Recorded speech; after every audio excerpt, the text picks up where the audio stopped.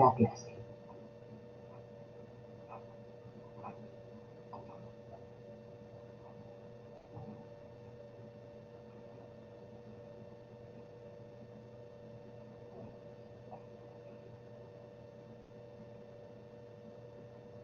Tenemos acá entonces la clase teórica de tuberculosis. A manera de introducción debemos recordarles que el Día Mundial de la Tuberculosis se celebra cada 24 de marzo, ¿no? Es una fecha muy importante, sobre todo para esta patología que está muy, digamos, de mano con el tema de salud pública, y en especial que vemos que la prevalencia de esta enfermedad a lo largo de los años, miles de años, se mantiene. Es una enfermedad emergente, reemergente, y no se queda de lado el tema de los niños afectados con tuberculosis. Entonces vamos a ver este tema, ¿no? Y darles un poco respecto a la problemática relacionada al tema que yo siempre les digo es preferible conocer desde la óptica de lo que es la precariedad que significa la tuberculosis, ¿no? Está de la mano, es una enfermedad que está muy pegada al hacinamiento, a las condiciones económicas, socioeconómicas, y esto de alguna manera repercute mucho en la situación socioeconómica y a nivel mundial. Y nosotros estamos a nivel mundial conocidos como una enfermedad, digamos, que ha dado inclusive mucho que hablar a nivel internacional por considerar que la tuberculosis está muy ampliada en lo que es tuberculosis multidrogoresistente. Entonces, tan igual como lo que se ve en las zonas de África o la parte también de Asia, ¿no?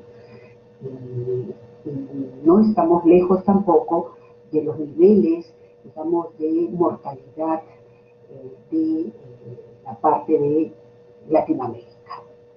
Entonces, esto es muy, muy importante a considerar, ¿no? En términos generales, existen algunas características que lo hacen al niño de alguna manera muy lábil, ¿no? Sobre todo en esta situación, digamos, de hacinamiento que hemos estado conversando. Pero el niño con otro niño no se contagia, es el adulto que contagia al niño, porque tiene una característica que se llama su presentación pausivacilar. Significa eso que la forma o la velocidad de expectorar no la tiene el niño, entonces quedan esta multiplicación de bacilos y la salida no se da. Entonces quien emite a través de la expectoración de la tos es el adulto, ¿no?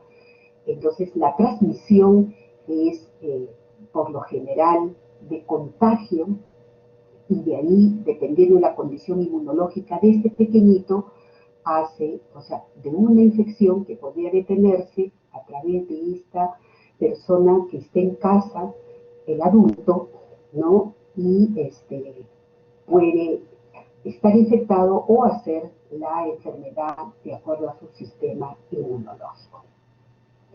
Lo mismo, otra característica es que tampoco dentro del criterio de diagnóstico difícilmente puede este pequeño, por lo mismo que tiene limitantes para expectorar, también para, digamos, contar con líquido o esputo para el estudio bacteriológico lo limita. Entonces, sí, todo el diagnóstico es presuntivo y entra a tallar en la importancia del criterio de valoración, en este caso clínica, de repente inmunológica, radiológica y un antecedente de contacto del adulto. Entonces, fíjense esa situación en la que atraviesa nuestro pequeño, ¿no? Una limitante en las cuestiones, digamos, para tener un criterio, digamos, del diagnóstico definitivo, está limitado, ¿no? Entonces, esto es necesario que ustedes lo consideren. ¿Cómo es el comportamiento? En datos epidemiológicos, en términos generales, hemos podido sacar, ¿no? Y un estudio comparativo de estos datos de la OMS, por ejemplo, relacionado a casos, hemos podido ver de que del 2016 al 2018 ha habido un incremento significativo, ¿no? De 6.3 a 10.4, ¿no? Eso estamos viendo en millones, ¿no? Y la mortalidad, si bien ha bajado, pero está siempre a nivel, digamos, de países en vías de desarrollo dentro de las 10 causas que condicionan la mortalidad, ¿no? Como les digo, ha bajado, pero del 2016 a 1.7 y el 2018 a 1.4. Claro, la problemática es por cada país, ¿no? Y entonces, si las condiciones mejoran desde el punto de vista económico, probablemente esta enfermedad también se relacione a esas mejoras y se detenga la posibilidad de mayor contagio o riesgo o complicaciones que da la tuberculosis. Fíjense, acá esto también es para nosotros meditar. De 5.7 millones, ¿no?, de la población afectada, se puede decir que 1.1 millones fueron niños. De tal manera que si uno le extrapola, por ejemplo, en el Perú, aproximadamente la población pediátrica ocuparía entre 10 a 11%, ¿no? O sea, esa es la presencia de nuestra población. Y en términos generales, un tercio de la población mundial está infectada, fíjense ustedes, ¿no? Y esto es preocupante. Estamos dentro de ellos, lo que yo les decía, ¿no? No lejos de estar frente a esta enfermedad muy relacionada con África, dentro de las Américas estamos nosotros, ¿no? Y la parte sureste de Asia. Sigue siendo nuestra Lima, ¿no? Y probablemente acá están ya los otros factores que son pues la vulnerabilidad de todo lo que es los asentamientos humanos, los cerros, los pueblos jóvenes que están de alguna manera ocupando un importante lugar en cuanto a la distribución de los casos. Y nuestros pequeñitos, ¿no? En esta información del 2019 podemos ver a nuestros niños, ¿no?, de 0 a 11, más o menos, que representa un 2.14%, y los adolescentes de 12 a 17 años de 7.49%, ¿no? Y los criterios que después ya vamos a nosotros ver. Y también podemos mirar acá, como se dice, una mirada puntual dentro de los primeros 10 que en la distribución nos dan, siendo San Juan de Lurigancho una población, uno de los distritos más poblados, está a la cabeza, ¿no? Entonces, de focos de transmisión de tuberculosis. Entonces, le sigue Ate, San Juan de Miraflores, Comas, ¿no? Fíjense, Villa María del Triunfo también está, y el Agustino, ¿no? El Agustino que antes ocupaba los primeros lugares, ahora está por debajo, probablemente también acá ya por la experiencia y el contar con un hospital como el Hospital Hipólito Unanue, ex Bravo Chico, que antes se conocía como tal. Entonces hay especialistas, ¿no?, el número de neumólogos que con experiencia han podido contar y dar, como se dice, toda una réplica de capacitación a nivel de los centros o los establecimientos de salud. Hablábamos un poco de los factores de riesgo que les estaba mencionando y que va de la mano, ¿no? Un contacto de un adulto bacilífero y que se mantiene, ¿no? El criterio también dice, ¿no? Que se mantenga el niño por un espacio de 4 horas como mínimo permitido, probablemente sea una fuente de contagiosidad, ¿no? Lo mismo el hacinamiento y en aquellas personas que tienen comorbilidades también. Entonces en el hospital, me acuerdo bastante, antes de nuestro tema, digamos antes de la pandemia, hemos podido nosotros ver de que nuestros pequeños con insuficiencia renal, o sea, patologías renales o patologías de autoinmunidad o colágenopatías, eran niños también que como concurrían mucho a los centros hospitalarios, estaban potencialmente con riesgo a contagiosidad a esta entidad. Como ustedes han visto, el modo, ¿no?, de transmisión es a través de aquel adulto que está, digamos, con los bacilos y que induce una tos. Entonces la transmisión se hace por por el aire, ¿no?, a través de estas partículas que se expiran a través de la tos, ¿no?, de las secreciones, ¿no?, los estornudos.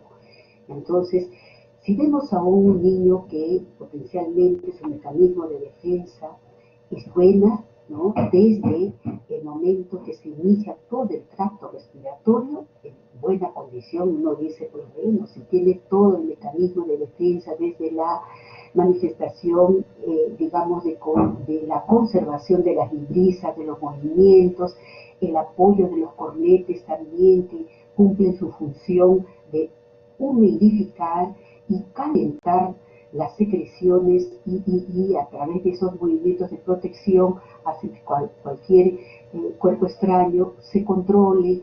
Entonces hay buen mecanismo y se puede decir que muchas de ellas no ingresarán porque tienen eso. Se cuenta con los epitelios a nivel del tracto bronquial, ¿no?, desde el epitelio tráqueo bronquial. Entonces es todo este epitelio, digamos, bien pavimentado, con sus células caliciformes, con la producción de moco también, que, digamos, protege. No entraría, digamos, esas partículas a nivel del alveolo. En la situación, digamos, de vulnerabilidad, de repente pequeñitos, menores de 5 años, el grado de desnutrición, su sistema inmunológico que está en pleno proceso de maduración, y teniendo, digamos, el agravante de que cualquiera de los adultos está, digamos, con la enfermedad, en este caso tosedor bacilífero, entonces podría llegar, ¿no?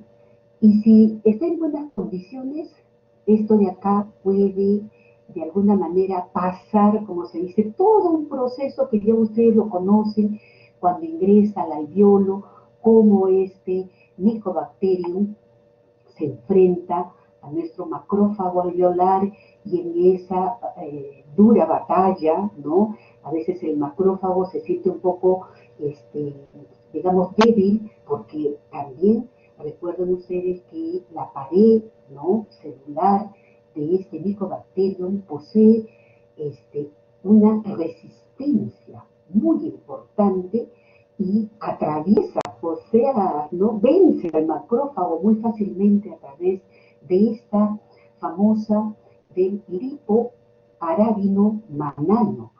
Esta ¿cómo se llama?, peculiaridad característica que tiene nuestro bacilo, el Mycobacterium, entonces hace que sea resistente a la lucha y entonces el macrófago pide un poco de ayuda, help, dice, no, quiero un poco de ayuda, y trata de pedir a la célula T y entonces envía un interferón, ¿no?, alfa, y en esa forma, digamos, de unión puede batallar, pero ve que también aún así sigue multiplicándose, ¿no?, porque tiene su ácido glicólico también que está ahí. Entonces ese revestimiento de la pared no es tan fácil suplir esa batalla, y entonces ustedes habrán visto de que en esa respuesta inicial y después hace la siguiente entrada, ya se apoya de otro tipo de células desde el monocito, y también entra a tallar neutrófilos, ¿no? Y las células epiteloides que van entonces conformando, y se va haciendo, como se dice, una roseta grande, hermosa, como el tubérculo. En esa parte, digamos, inicial, si es que hay las buenas condiciones, ese niño con buena nutrición controla y se queda como un complejo primario, ¿no? Ahí podría quedar, pero si vemos que esta forma, digamos, de presencia, el paciente, en ese bacilo, por ejemplo, miren, han hecho estudios donde dice que el contacto puede emitir por día más o menos 7.200.000 bacilos por día, bien alumnos, ¿no? Para poder entrar a callar y fastidiar a nuestros chiquitos, ¿no? Si las condiciones no son buenas, entonces esto va avanzando, eh, y entonces ya llega al ingreso de tejidos, y quién sabe si acá entra, aparte del sistema linfático, entran a lesionar otros tejidos, y también a nivel del vaso sanguíneo. Entonces acá ya esa persona, digamos, que puede pasar periodos, ¿no? Ustedes saben que esto acá hay tiempo, un tiempo importante, no sabemos, desde una fase latente que puede quedar, puede pasar a una enfermedad, ¿no? En una infección, una latencia, ya la enfermedad, y multiplicarse nuestros bacilos acá ya por incompetencia inmunológica, y entonces nuestro, por ejemplo, puede ser ya nuestro adolescente. ¿Qué quiero de alguna manera decirles? Que en la población pediátrica la mayor, digamos, prevalencia que se suscita en una cuestión, digamos, latente de compromiso es el lactante, que tendría una manifestación clínica muy, muy importante, que puede ser la modalidad de una P biliar, y de ahí baja la predominancia, y nuevamente surge un repunte a nivel de la adolescencia. Y en este caso hacen esas famosas cavernas, y nuestro paciente acá puede ya debutar en el adolescente tan igual como el adulto, como la manifestación clínica de hemoptisis. ¿Sí? Entonces, esta situación, digamos, que se puede limitar, está muy pegadita a la condición del mecanismo inmunológico de nuestro pequeño, o puede progresar debido también a las condiciones nutricionales, en las cuales está, como yo les digo, pegadita la condición económica. Un estrato bajo, muy pegadito está a la condición nutricional, ¿no? Y por ende rápidamente crece nuestro micobacterio, ¿no? En esa condición fisiopatogénica, entonces tenemos acá a la tuberculosis latente, que ya estamos viendo que ¿no? lo controla. Ahí está la roseta con toda la participación de las células que hemos estado conversando, desde su macrófago, el neutrófilo, el linfocito, va de esta manera apoyado, ¿no? Y puede entrar a una destrucción, ¿no? Y va multiplicándose, y acá podríamos pensar hipotéticamente que podría estar nuestro pequeñito, nuestro lactante, ¿no? Inclusive se ha visto, nosotros no vamos a trabajar esa parte, pero ustedes ya van a tener en la siguiente clase probablemente la tuberculosis extrapulmonar, ¿no? Entonces ahí van a ver cómo va este Mycobacterium desafiando al huésped para incursionar y lesionar a varios tejidos, ¿no? Entonces, y de ahí tenemos la tuberculosis secundaria, ¿no? Donde hay una reactivación, proliferación, y se establece ya la enfermedad como tal, ¿no? ¿Cuándo sospechar tuberculosis? ¿No?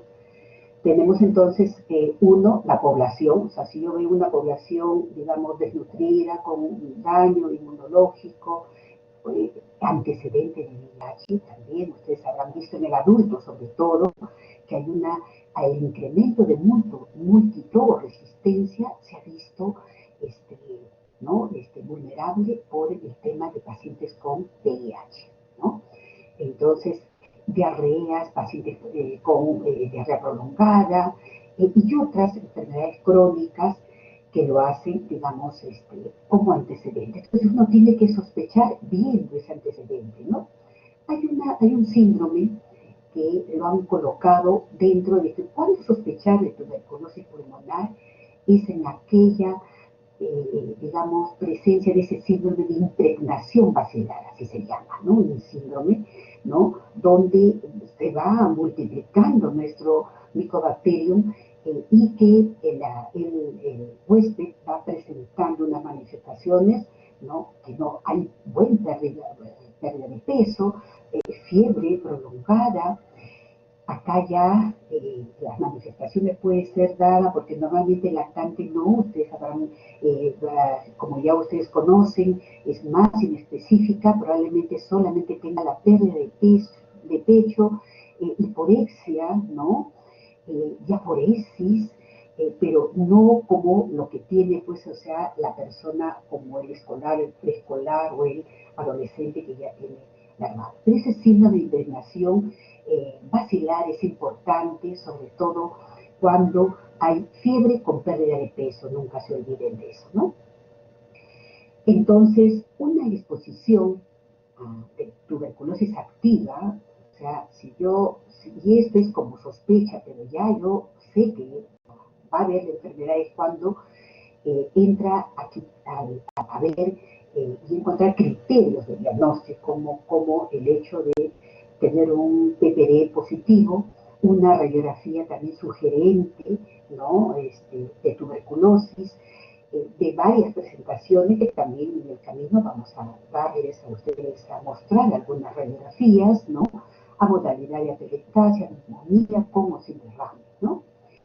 Entonces, el diagnóstico como tal se tiene que ver como criterio de diagnóstico, ¿no? O sea, un criterio con ese síndrome de impregnación bacilar y contándonos con exámenes, digamos, como criterio inmunológico, el PPD, criterio radiológico y exámenes que pueden hacer. Si bien, de todas maneras, o sea, hay dificultades en el cultivo y en la baciloscopía en la población pediátrica, se tiene que pedir.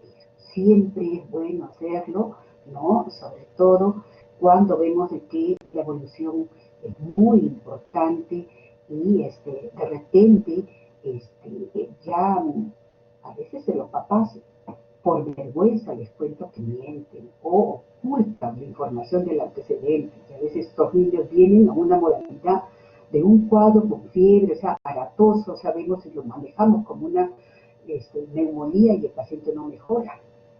Cuando se les dice, llama la atención que el paciente no mejora y por el contrario, ya hay cambios de complicación radiológica, recién a veces los papás nos comentan de que hay ese tema, de que sí, mi esposo está recibiendo tratamiento, hay una posta, le están dando, pero a veces directamente no se sincera, ¿no? Entonces, ahí tenemos que tener bastante paciencia para poder contar con estos antecedentes, ¿no? Entonces, como ustedes saben, la vaciloscopía se puede hacer a través de varios medios, ¿no? Como el aspirado bronquial, el lavado broncoalveolar a través del líquido de cefalorraquídeo, líquido pleural, ¿no? Y en espera, ¿no? Esa detección es rápida y el otro es el cultivo, ¿no? Que también, como les decía, ¿no? El cultivo a través, para nuestros pequeñitos, que tendríamos que hacerlo con el lavado gástrico también, y a veces tenemos que entrar a una nebulización previa para poder tratar de hacer como una presión aerosolizada y así tratar de sacar un poco la secreción Ustedes saben que el medio para el cultivo el más utilizado y seguro es el medio de Rubinstein-Jensen, ¿no? Entonces, esto es importante realizarlo.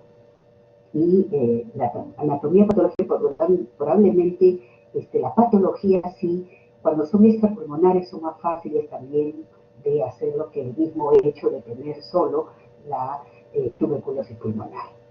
Entonces, seguimos acá con el tema de los criterios, ¿no? Un criterio epidemiológico, el clínico que ya ustedes estaban viendo, ¿no? Sobre la bajada de peso, la fiebre, la hiporexia, el decaimiento y todo, ¿no? Y el radiológico y el PPD, la tuberculina.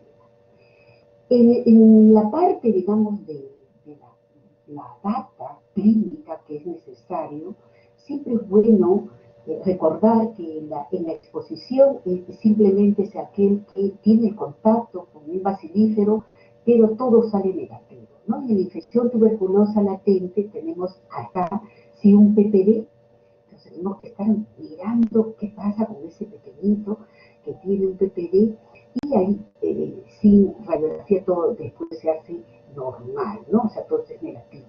Entonces, el criterio acá sí tenemos que evaluar la condición, en qué momento se ajusta para poder dar el tratamiento. Y la enfermedad que sí, efectivamente, sí hay tratamiento, ¿no? Porque todo ya es positivo, ¿no?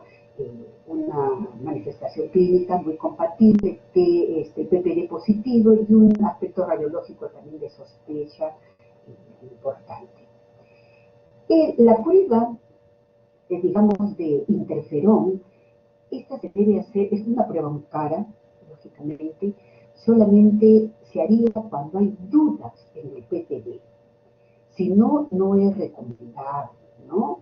Entonces, cuando uno ve, digamos, una diferencia importante, entonces uno dice, no, sí, voy a tener que hacerle la solicitud de, del interferón gamma para ver cómo va la respuesta, ¿no? De los linfocitos T. Si no, hay que tener mucho, ¿no? O sea, como una alternativa, pero no como una probabilidad antes del PPD. Recuerden. En el diagnóstico también se puede evaluar estas pruebas de sensibilidad, por ejemplo, si son fenotípicamente, es para ver, digamos, cómo va el actuar la respuesta de los medicamentos antituberculosos, ¿no? Entonces, esa prueba de sensibilidad fenotípica es muy importante recabar a través del líquido, ¿no? El cultivo del líquido y evaluar, digamos, los medicamentos, cómo va en este proceso de crecimiento vacilar. Y la prueba de sensibilidad genotípica está más que todo a través de los métodos moleculares para la detección de alguna situación de resistencia al medicamento, ¿no? Entonces eso es importante, identificar mutaciones, ¿no? Que puedan de alguna manera hacer que este paciente que está con manejo, con tratamiento y en el monitoreo y control de los exámenes haya esta necesidad de hacer el control de repente en aquella población que como antecedente tiene que el papá es portador de una tuberculosis, digamos, como enfermedad progresiva, ¿no? O lo otro que puede ser una tuberculosis como aquel paciente portador de una tuberculosis multidroga resistente. La interpretación del PPD puede diferir un poco. Ustedes saben que es positivo en todos por encima de 10. Pero acá le damos como una diferenciación, sobre todo por el tipo de pacientes, ¿no? O sea, eso es importante, ¿no? En el niño, digamos, se considera positiva mayor de 5 cuando el niño esté en contacto, ¿no? Con el sospechoso de TB, que esté con enfermedad tuberculosa clínico-radiológica, ¿no? Y en situaciones de enfermedad por VIH o inmunodepresión, o cuando el niño estuvo en una conversión, o sea, significa, ¿no? El PPD que previamente fue negativo y antes del año esta vía. Entonces, en esa que se hace una induración de 5, ya lo tenemos como algo que sí puede ser, ¿ok? Será positiva mayor de 10 en aquellos que de repente son niñitos, ¿no? Inmigrantes, en aquellos niños de repente con algún antecedente donde no ha habido, ¿no? Sin existir el antecedente de BCG, ¿no? Entonces, es necesario mirar que esta se vuelva a esa interpretación que le estábamos dando, ¿no? El, Luego de, digamos, si yo necesito hacer, ¿no? La prueba, ¿no? Y esta prueba, digamos, molecular, vemos la interpretación, si yo quiero hacer a través de este inmunodiagnóstico que estábamos hablando, ¿no? Lo tendría que hacer en situaciones, digamos, de mayor riesgo. Por ejemplo, el contacto con casos de tuberculosis donde se sospecha una enfermedad tuberculosa, ¿ya? O una tuberculosis, ¿no? La prueba de la tuberculina ha sido negativa. Entonces, acá estamos haciendo en qué momentos, en qué criterio puedo pedir para apoyarme con el TDI, ¿no es cierto? Entonces, esta prueba que estábamos pidiendo nosotros como interferón gamma, ¿se acuerdan que estábamos mirando en la previa? Podría también valorar el IGRA si no hay, digamos, no se sienten seguros, ¿no? Respecto a el paciente que es sano, ¿no? Eh, su valor ha salido positivo. Entonces, pero usted dice, está sano, ¿y por qué sale esta prueba positiva? Entonces, mejor voy a hacerle una, ¿no? Entonces, en esa situación, no es necesario, como les decía, tratar de solicitar porque es muy alto el costo de esta prueba, ¿no? Vimos entonces criterio clínico, ¿no? Ya conocemos ese síndrome de impregnación basilar, algunas condiciones que son necesarias que ustedes tomen de la mano, la interpretación del PPD, criterio inmunológico, y el criterio radiológico, que puede ser de varias modalidades, ¿no? Que uno siempre es necesario verlas. Por ejemplo, acá uno mira y dice, opa, veo una modalidad, digamos, de reforzamiento familiar, pero aparte de, digamos, de ver, separo un poco y cuando uno ve, porque dice, pero yo la veo casi igual acá, pero cuando está lejitos un ganglio muy separado de la región parailiar, eso sí ya llama la atención. Entonces acá están ustedes mirando que está lejos de la zona paracardíaca, del área, entonces este está lejos, llama la atención. Usted tiene que estar siempre vigilante de eso, ¿no? Porque puede ser que sea simplemente un complejo de POM y esté haciendo una actividad y veamos que por acá, acuérdense que esta, cuando ya está pegadita con un ganglio, ¿no? En la zona, entonces ese complejo podría estar de alguna manera ahí, como decir, mirando. Pero si a esto nosotros vemos ya que se va viendo ya algunos aspectos intersticiales que va ganando y está ocupando ya de zona, o sea, bilateral, pues acá ya ustedes tienen que preocuparse porque hay una lesión pulmonar con compromiso de linfoadenitis, ¿no? Y lo otro es la adenopatía biliar que estábamos viendo. Y las zonas, también hay una diferencia radiológica muy importante, pero no, ojalá que la haya puesto, que, por ejemplo, en los pequeñines, lactantes, preescolares, y la forma también como se presenta dentro de la fisiopatología que hemos visto, ¿no? Normalmente el complejo con la zona pariliar que estamos viendo, entonces vemos acá bastante compromiso basal, Pero cuando pasa todo esto, ya torna en una población escolar ya para ser adolescente o el adulto, ustedes habrán visto que su compromiso es más apical, marca la diferencia. Entonces, ¿no? Entonces ustedes van a tener esa forma, por ejemplo acá vemos una caverna con bastante compromiso, se ve acá inclusive ya tomando un poco también la zona de la pleura. La linfadenitis, les cuento que hay que tener bastante cuidado cuando no vemos cavernas, nada de eso, y simplemente se ve un complejo familiar.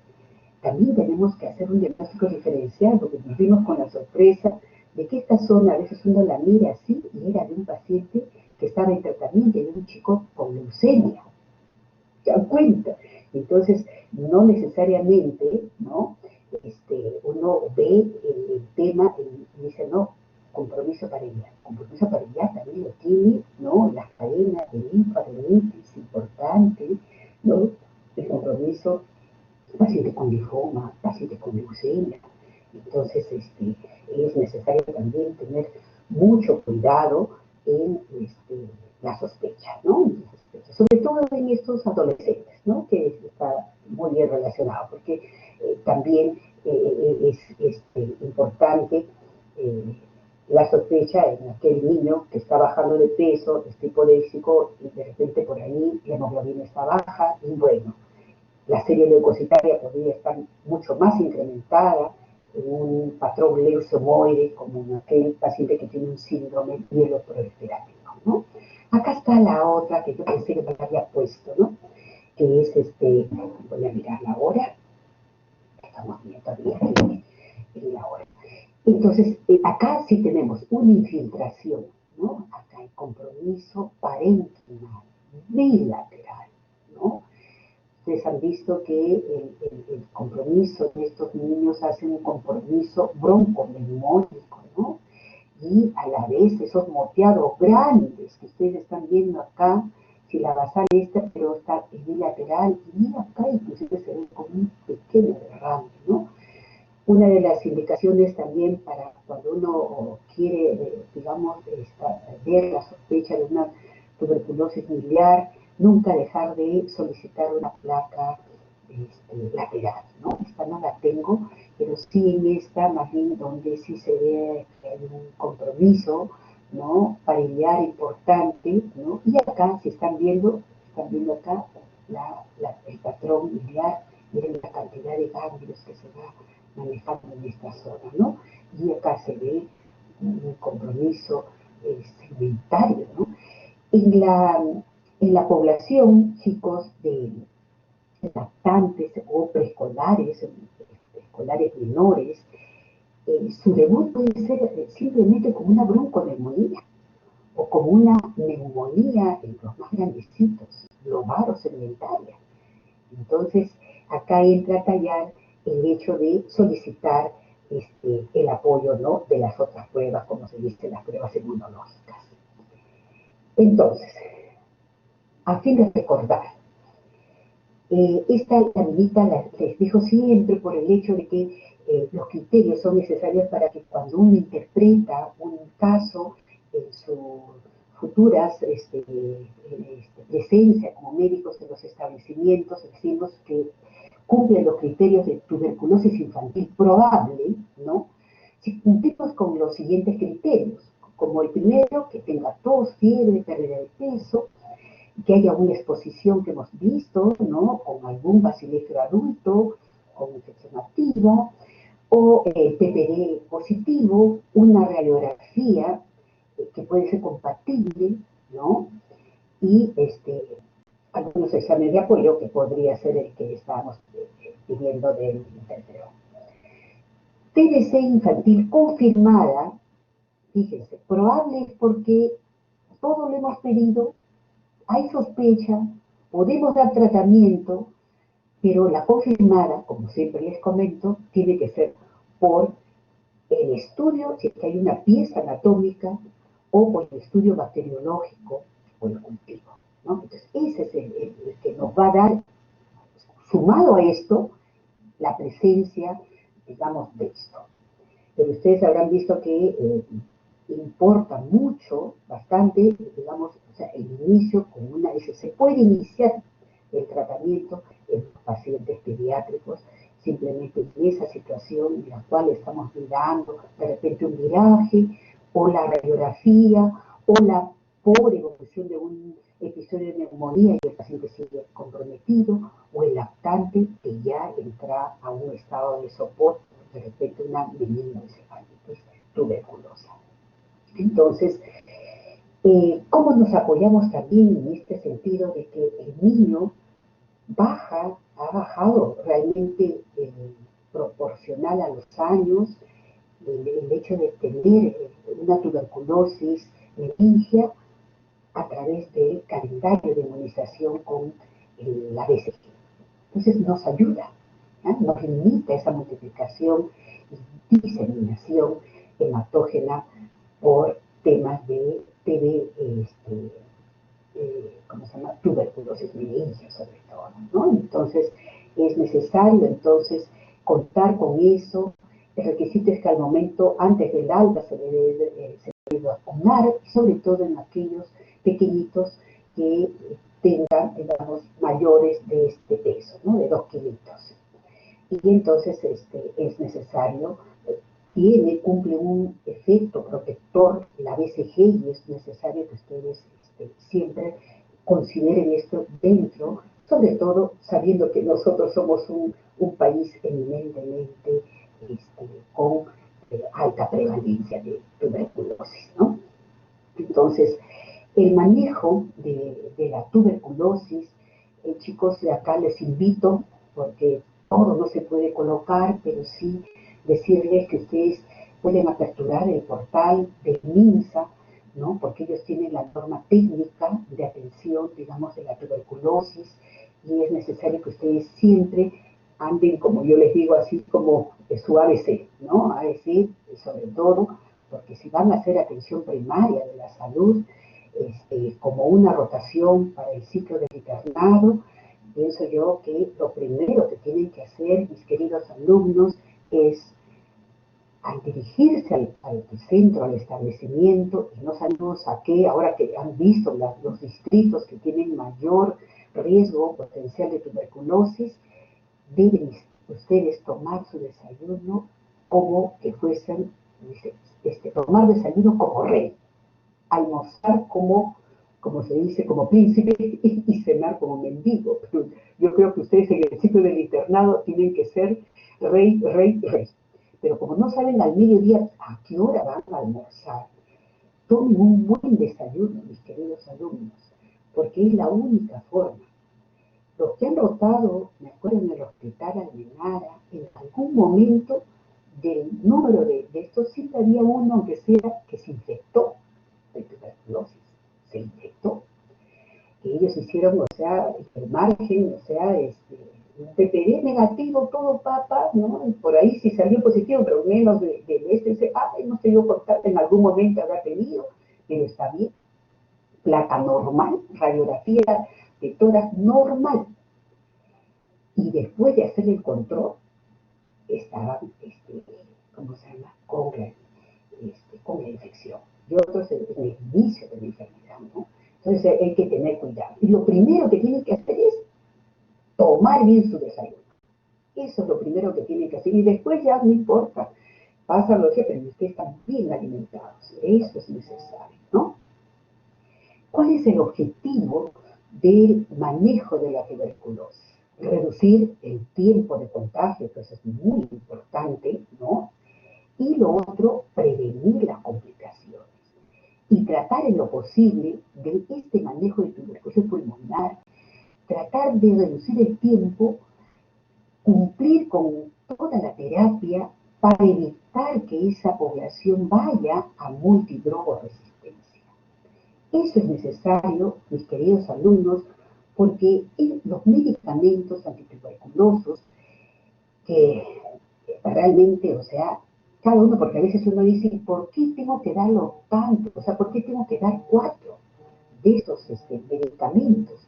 Uno se pone a pensar y dice, efectivamente, tengo que darle, porque permite, de alguna manera, controlar la potencia bactericida.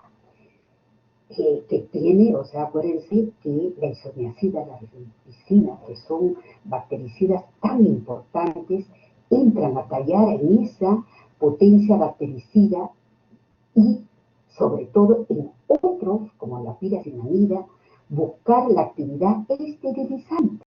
Entonces, eso es necesario que ustedes sepan que se ayuda, porque las poblaciones, unas van de actividad acelerada y otras van de una actividad lenta.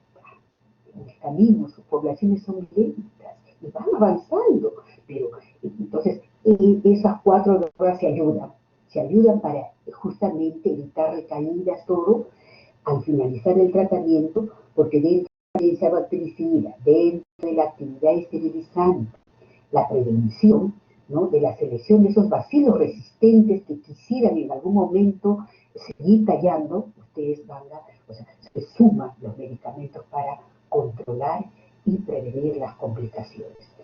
Entonces, entra a tallar estos medicamentos y que para nuestra población, fíjense, no siempre lo coloca, el esquema es igual, lo único que tienen que hacer es ver la dosis que corresponde para nuestros pequeñitos, ¿no? O sea, la rifampicina, no siempre miren, dice isoniazida, 10, rifampicina 15, 20, 30, 40, se dan cuenta, o sea, las dosis, que es lo importante que ustedes tienen que revisar en la norma técnica para la población pediátrica, ¿no?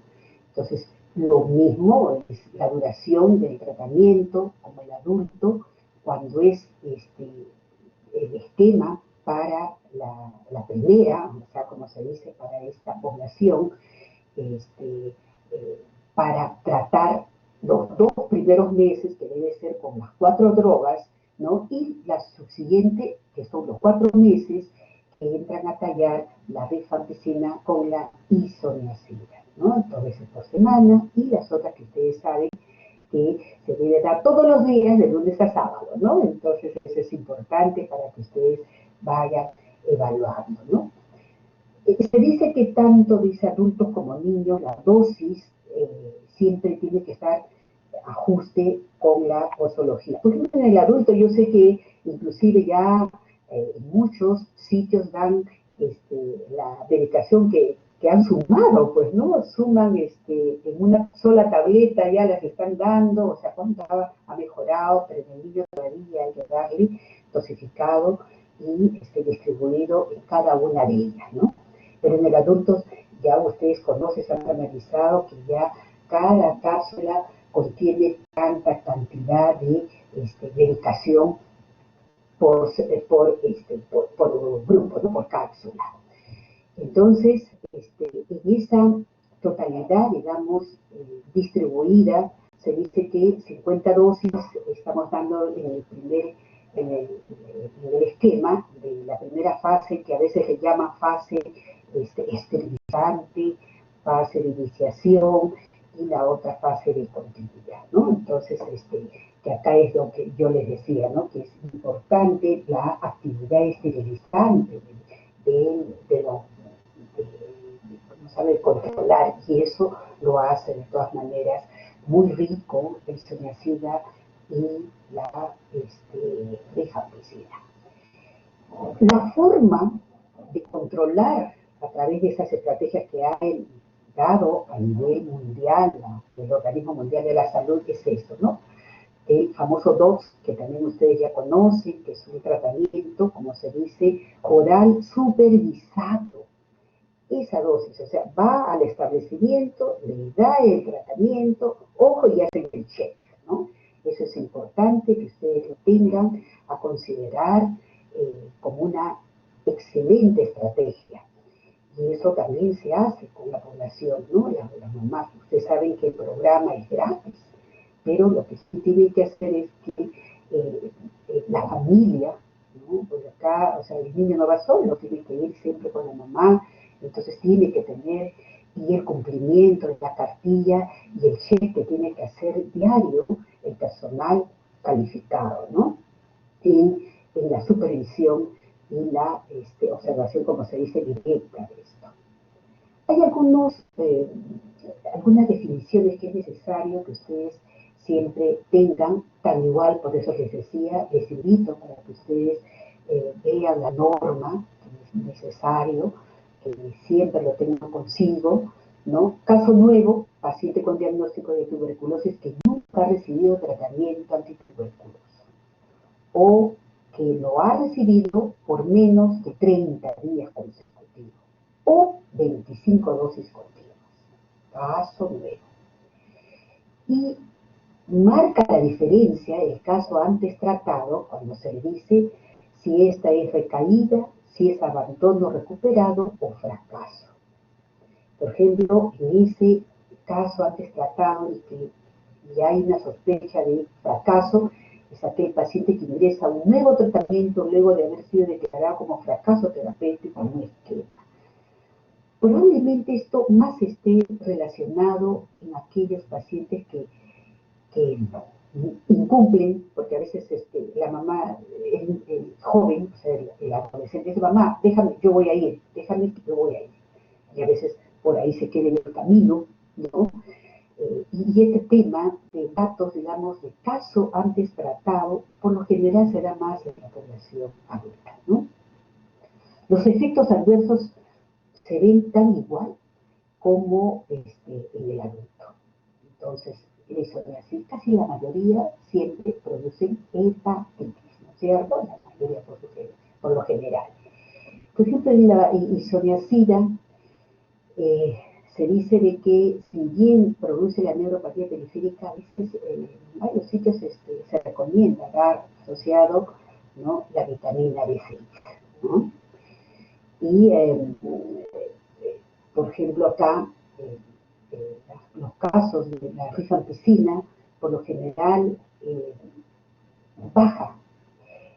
Les cuento que de repente quien tiene menos efectos adversos es la misma población pediátrica que los adultos. Es increíble cómo un ser tan pequeñito puede así someterse a, entre comillas, a veces decimos a caballazo, cantidad de drogas que se le puede dar. Por ejemplo, yo admiro mucho, por ejemplo, el paciente renal que a veces tiene que llevar el tratamiento renal y también por el riesgo de que viene siempre al hospital, se le da profilaxis. Entonces lleva otro tratamiento con isoniazida, más todo el arsenal de medicamentos, son como 20 medicamentos que llevan, ¿no?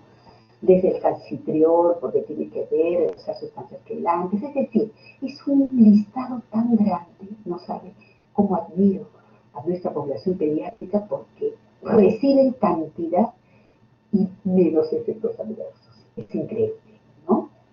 Ya ustedes saben que los corticoides están más relacionados al tratamiento de la tuberculosis meningia y otras modalidades extrapulmonares. Hasta aquí nomás llegamos porque no voy a en ningún momento darles digamos, nada que sea como algo problemático, ni siquiera como casos, porque la idea es que ustedes se familiaricen con aquel grupo de población pediátrica que está en sospecha, con que se identifiquen los factores de riesgo, que cumplan los criterios diagnósticos de tuberculosis pulmonar. Y no riesgo, digamos, ni manejo de multidrogo resistente, ¿no? Y solamente para decirles que tratar en lo posible de hacer el cumplimiento de toda la terapia que se les ha mencionado, de las 4 drogas iniciales y luego en los 4 meses de las 2 siguientes, ¿no?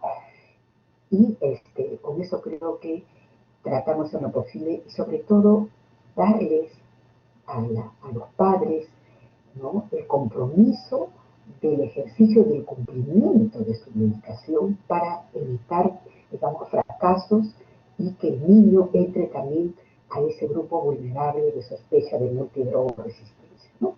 Simplemente ejercicio de una situación, digamos, con información. Y la prevención que hemos visto a través de la BCG, lo otro es justamente el cuidado, ¿no? La educación personalizada que tiene que ser con el uso de las mascarillas, llegar a un centro, ¿no? De establecimiento con la mascarilla que es necesario, aquel que está con el tratamiento, ¿no? Cuidarse, cuidar también a la familia, ¿no? Cubrirse la boca y la nariz al momento de toser. Esa cartilla educativa es importante que la familia lo tenga, se empodere de la educación, ¿no? A través de esa promoción y prevención de la salud. Lo mismo también en situaciones donde es posible hacer el uso de la isoniazida, por ejemplo, en aquellos menores de 5 años que están en contacto con un bacilífero, ¿no? Y en este caso, el tratamiento de la isoniazida como preventivo, como quimioprofilaxis, es durante 6 meses, ¿no? En algunos textos van a leer, por eso se pone como rango, entre 5 a 10 miligramos. Mejor les pongo eso para que ustedes puedan de alguna manera manejar la situación. Y el tiempo mínimo requerido, 6 meses. ¿Ok? Muy bien, chicos. Entonces, solamente para terminar, para que ustedes vean que la forma de ingresar a veces de estos pequeñitos es a través, digamos, de una situación de una neumonía y que no mejora y que de pronto el paciente se pone peor, ¿no? Lactante de 18 meses, con tiempo de enfermedad 2 semanas, tos, con movilización de secreciones, fiebre al 4.º día, lo llevan a la posta médica y le diagnostican inicialmente neumonía, ¿no? Tos, fiebre, ¿no? Y en ese momento probablemente dificultad respiratoria, ¿no?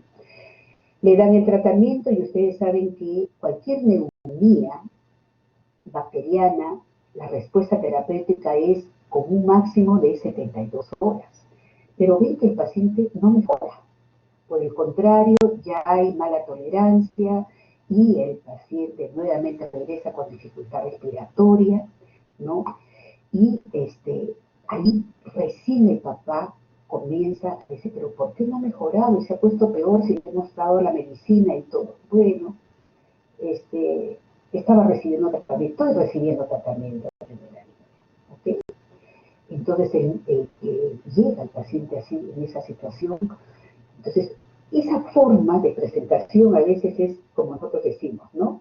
La intercurrencia para poder hacer, o sea, detectar de manera, digamos, eso se llama metatuberculosis, o sea, está larvada en un evento respiratorio agudo y de pronto el paciente se empeora, ¿no? Entonces, acá ¿cuál sería la impresión diagnóstica? Probablemente una tuberculosis miliar, ¿no? Entonces, lógicamente acá le tienen que pedir su examen, ¿no? Su radiografía y todo. Entonces, rápidamente uno ve y la evidencia de que la neumonía no mejoró, por el contrario, hay motivados bilaterales muy importantes, con compromiso parenquinal, ¿no? de este pequeño y probablemente en este caso hasta con un pequeño derrame. Muy bien, chicos, entonces hasta la próxima clase teórica que en algún momento estaré con ustedes. Como conclusión, eso me gustaría que lo repasen, estén ahí al tanto respecto a las medidas, digamos, preventivas, que creo que es mucho más, digamos, rescatable dentro de la misma enfermedad para la familia, ¿no? El hecho, digamos, de las medidas preventivas, educación y también la protección que debe tener el papá frente a esta situación de que tose sin las medidas, digamos, de cubrirse la boca y todo lo demás. Ok, entonces en cualquier momento ya estaremos nuevamente con ustedes. Gracias.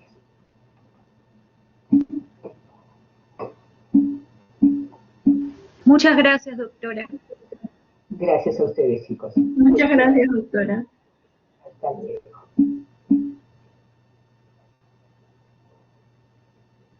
Ok, 106.